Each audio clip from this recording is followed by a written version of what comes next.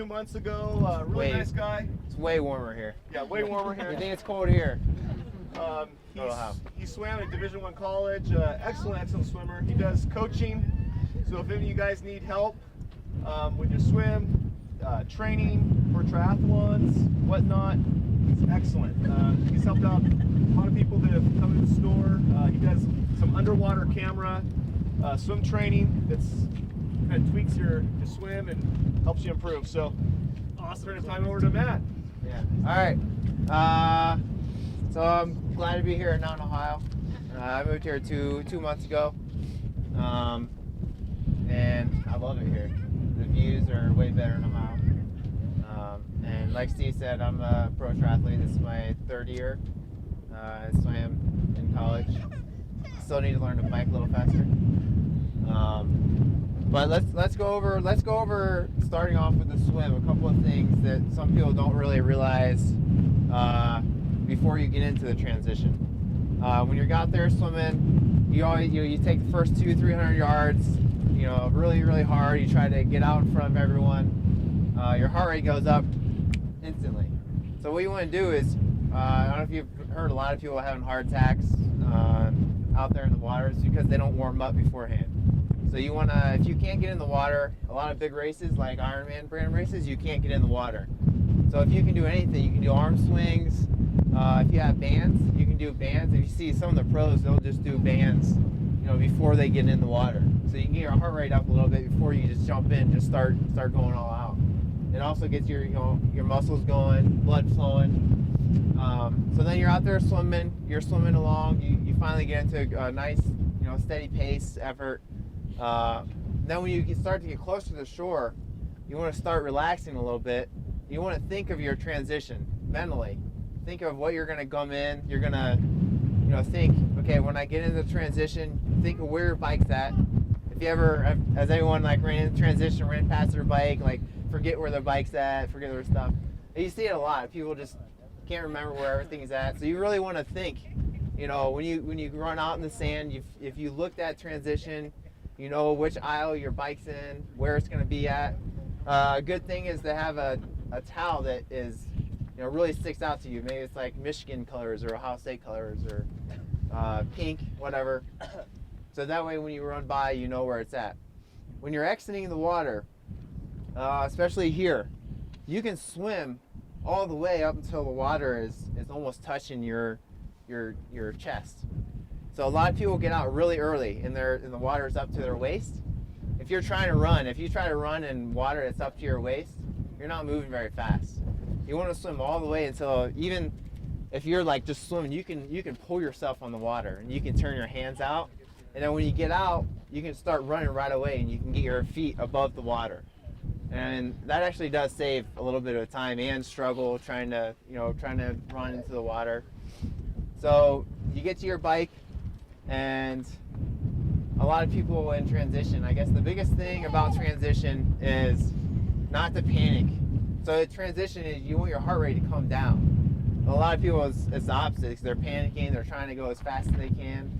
Especially for an Ironman race or a 70.3, you're not going to save that much time if you're fiddling around trying to just rush it. So what you want to do is just have everything organized and collected, slow but fluid motions. You don't want to stop, but you want to know exactly what you're going to be doing and just do it.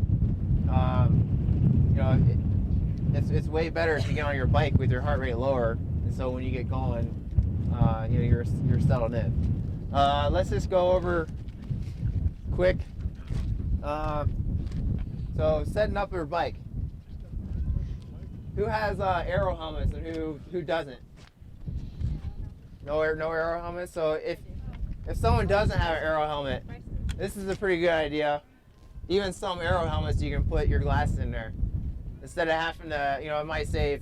It might only save you 5-10 seconds, but you come here, your helmet's on your bike. You just take your bike and you just put your helmet on. Your glasses are there. You get up to speed and you just take your glasses and just put them on your face. So your shoes, your bike. Say your bike, wherever your bike is, I mount on my left side of the bike. So if I take my bike off my rack, I'm gonna be running like this, and when I get to that mountain line, I'm gonna jump on the bike like that. So what you want to do is keep all your gear on that side of the bike.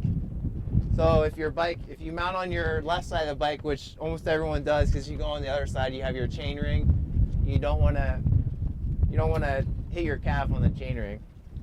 So you put everything on the right side of your bike. The way you set it up, say I run into this transition, you want your shoes first. So that's the first thing that you're gonna come to your shoes. Some people might, I don't know, some people might put their shoes on their bike. If you do that, you know, some of the shoes have little things on the side, or you can put it here. Just rubber band is all you need. So if you have a rubber band, you just break it, and you tie it, and you can tie it to your rear stay here. But if you haven't done it, I would suggest not to do that for 70.3. Really, you're not going to save that much time. For Olympic or sprint, you know, maybe it's a better idea to do. So when we do it, we'll do it both ways. If you want to try it with your shoes on your bike, you can. And then if not, you really don't save that much time. Even myself at some races, I won't put my shoes on my bike just because the way transition is. I wonder whose helmet that is. Yeah, I don't know. Same helmet that fell last year. Okay, so. Should put their name on it. Okay, so. Matches with bike or something. All right. So then you get on your bike and you're going, and then you come back in, and wherever your cycling shoes are, you want your running shoes to be right in front of it. So when you come in, they're right there. So then you put your shoes on. Some people, you know, like to have the transition, the transition laces. But a good idea is to put some Body Glide on the back of your heels, maybe on the inside, or baby powder. Baby powder, a lot of people like baby powder. If you wear socks, most people probably will wear socks for this race. It's probably a good idea to do it. It's still, a lot of people still get blisters, even with socks on. So that's a good idea. Baby powder is cheaper than Vaseline or baby powder, is probably the way to go. So the biggest thing with transitions is not to rush it and not to panic. It's just to have everything laid out in a way that you're gonna be fluent doing it. I think that's it, really. What we'll do is we'll do a transition. Does anyone have questions? Yeah, tips on getting the wetsuits off. Tips on getting wetsuits off. Okay, so when you get, we're gonna do that down there, but So when go down there then. no, we'll do it here. So with your wetsuit, usually there's gonna be wetsuit strippers here. Oh, So there will be wetsuit strippers here. Awesome. But all of y'all would be doing more triathlons, so even with wetsuit strippers, there's a trick to that too. So if, say for this race, there's wetsuit strippers, what you want to do is you take your wetsuit off, and you pull it here. You want to pull it down past your waist, like down to here. And so then when you lay down on the ground, the strippers, they can take and pull it off really easily. And also if it's up here and they start pulling, it's a good chance they could tear your suit, which is, you know, probably a $500, you know, deal or less. So yeah, so you want to bring it all the way down to, you know, almost to your knees, basically. So that way it's really easier for them to just rip it off. Same thing with if you don't have wetsuit strippers. If you don't have wetsuit strippers, you're running in transition. Before you get out of the water, you pull it down to your waist so you can run. And then once you get in transition, before you get to your bike, same thing. You want to pull it as far down as you can. So you want to pull it down to here, and then you pull it all the way down. And then you want to step on one side, pull your foot out. Step on the other side, pull your foot out. Some suits like Zoot or Xterra, it's a little tighter on the ankle. So Xterras have a little bit tighter ankle, so they're a little bit harder to get off. Like Zoot and some of the other brands, they're a little bit looser at the bottom. So I cut my Xterra wetsuits when I was sponsored by them, so that it was easier to get off. No, never. They don't rip up. Yeah. But if you're nervous about it, you can go to one of the dive shops and have them cut it. Yeah, you can do that too. So yeah, that's a good way. Definitely put, Body Glide around your ankles and your wrists. If you have a full sleeve, your wrist is, sometimes hard to get off as well. So you want to put Body Glide around your wrist and your neck. So a lot of people don't think about putting Body Glide on their neck, but I know some people that have scars from swimming in wetsuits for 2 miles, and they have just a big scar because they just rubbed them raw. Another place is on your pits, like underneath here. So you might not think about it before you go, before you put your wetsuit on, but when you're running, especially if you're doing 70.3 race, if you're out there on a half marathon run, you're gonna get some good chafing, like, against your elbow, your arm running between there. So that's a good thing to do as well. Any other questions? What do you suggest about nutrition during the transition? Do you suggest doing it then or setting up so you can turn on your bike?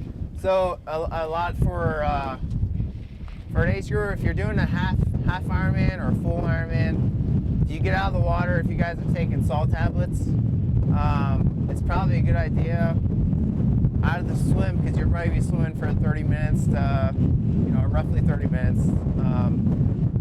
So you should probably take maybe some salt tablets if you do have them. I prefer to get on the bike first, so that way I'm moving. So if I'm moving, I can take my nutrition in there. So I would say after the swim, it'd probably be a good idea to maybe take a goo, if you guys take goo, or Gatorade, or I'm not sure, whatever you guys are using, power bar gel or whatever. To take something pretty soon, because 30 minutes, you're probably pretty taxed after that. And it's better to get more nutrition on the bike early, especially solid foods, than it is later. Because that way when you get on the run, you're not like, you don't have all this, food that's not digested, and then you go run, your stomach's all messed up. So yeah, the sooner you take it, it's probably the better, but I would take something soon after the swim. Just something little. Anything else? All right, so we're gonna go down to the lake and just go over a couple things, and we're gonna practice the transition. If you guys have your stuff, and you guys want to get your shoes and everything set up. Get your shoes set up like you were gonna do a transition, and then we'll go through a transition and we'll do it one more time, and that's it. There's 2 more things that I want to talk about over there that I didn't. The first was, when you're on your bike and you're getting close to transition, the last couple miles, you want to pick up your cadence more like you would your cadence on running. So maybe 90 to 95 RPMs. So that way your body, your legs are used to that cadence. So then when you get off the bike and you go to run, it's a fluid, motion for your body. It's not, going 70 RPM, pushing power to, running 60 or 90 or 95 or 100. And then when you get onto the run, you want to also pick your, have your cadence picked up a little bit, and also have a little bit faster turnover and running a little bit faster. So if you start off running slow out of transition, from there on out, your body is it takes a while for it to get going. So it's better to start off a little faster and then settle into a slower pace after half mile or so. It's more of a mental game than anything. Your body, if you start off slow, you're kind of like, it's hard to get going. So it's better to start off a little bit faster, higher turnover, and then settle into a pace. Okay, the swim. I guess we went over the swim stuff already, but I think the biggest thing, some people, I guess I was going to talk about wetsuits too. Wetsuits, some people don't quite get their wetsuit up high enough. Like right here, yeah. Exactly. So when you're putting your wetsuit on, you should really keep pulling up every little bit and just pull up as high as you can, and just keep pulling up. And that wetsuit should be really, really tight here. So yeah, it's pretty chilly. So if it's higher up, when you're running from transition, because it would be a long transition run, it's a lot easier to run up to the transition. So if it's hanging down a little bit, it's a little bit harder to run in that. So you just want to really get that suit high as possible, and then also up on your shoulders. If it's not all the way up your shoulders, it'll hang down a little bit, and it'll kind of restrict you, when you're swimming. So you want that to be, as high as possible on your body. That's it.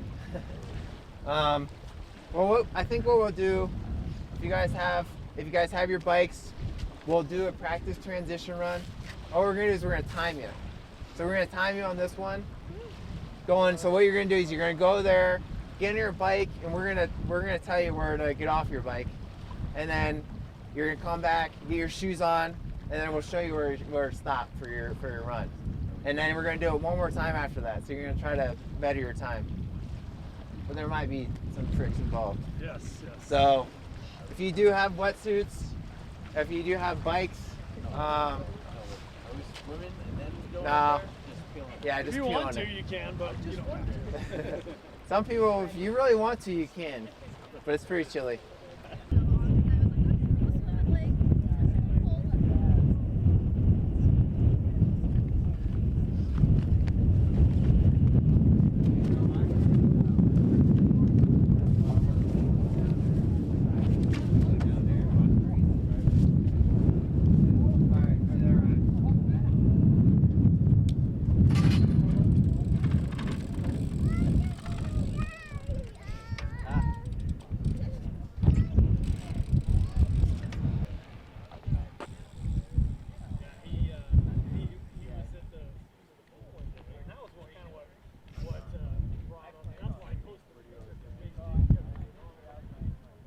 You can just sit him right there.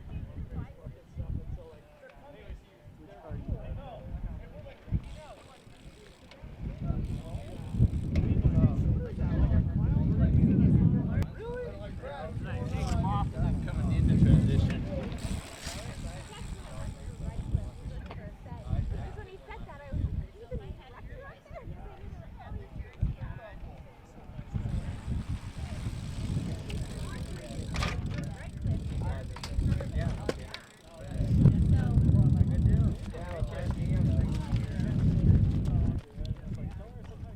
So just be prepared for anything, because it's windy. Your stuff could be blown around, or someone could knock your bike over, or the whole rack could go over. And just remember to just stay calm, because you don't want your heart rate to go up before you get on the bike, or you go onto the run. So just stay calm and make sure that you have everything laid out. You want to practice it. You can practice at home. You can practice it. Usually when I ride my bike, I usually keep my shoes on my bike, because I like to practice my transition off my bike to my run. So I just like to practice that. So I just always do it. And it's really easy to practice your transitions. You can do it really quick. You can do it, run 2 or 3 times, so that you can really lay everything out the way that you would in a race. And just make sure that you have everything together. And if you forget something, ask someone. They might have something extra. Does anyone have any other questions? One more thing. Yeah. So one thing that I've seen a lot of people do, and every once in a while, if I'm not thinking about it, I'll kind of do this too. You have your goggles on, you have your cap on and stuff. Yeah. When I come up out of the water, when I first stand up, I just put my goggles here. I don't take them all the way off, because otherwise you take them off, they're in your hand, and you're trying to get your wetsuit off with one hand. So I just pull it up so I can see, and then I get it off, and then as I'm running, I get it to my hips, then I peel off everything and throw it in. Some people will peel it and hold it in their sleeve, and you can do that if you want, but then sometimes, especially in Ironman, you may lose your goggles and cap, because it may fall out. Yep. or you may not get it in your bag. So that's just something to think about in practice as well, is think through those things, because otherwise you think, I'm done with the swim, you rip it off, and then you run up transition going, oh crap, how do I get my wetsuit off now? Yeah, no, that's a really good point. And like we were talking about, think about that before you get out of the water. So think about it, you know, when you're 50 yards from the exit, think about, okay, I'm gonna get to the water, I'm gonna put my goggles on top of my cap, like Bryce said, I'm gonna unzip my suit, I'm gonna run in transition, get on my bike, I'm gonna get my helmet on, then my shoes, and go from there. So yeah, that's really good. Good point, Bryce. Yeah. Anything else? You just like, How do we stop the wind? I don't know. Just pray. Yeah. On your chains, where do you typically set your gearing? Yeah. So when you're gearing, ready to roll out? Good question. So gearing, you want your gearing to be a little bit lower, so that when you get going, it's not too hard of a cadence. Also, if there's a little hill, well, here it should be fine. But if there's a little hill and you have a little higher gear, you could have problems getting on your bike and getting going. So you would be okay to have it on your big ring on front and then your big ring on back. That would be fine for 100% of you. And I do the same thing. I'm big ring and maybe 2 or 3 cogs down. So I usually I'm about 2 or 3 cogs down. So maybe like on an 18, 19 or something. So yeah. you want to be the hardest one you get on, you're like, Yeah. not going anywhere. Yeah. Yeah. Any other questions? Yeah, that 5 out of there. Yes. Oh. All right. Well, if you guys do have any questions, you know, you can always post something on the SUTC or the St. George Running Center website, and I'm sure you'll get a lot of chimes in from, you know, a lot of different people. So, thanks for coming. Thank you. Let's swim now.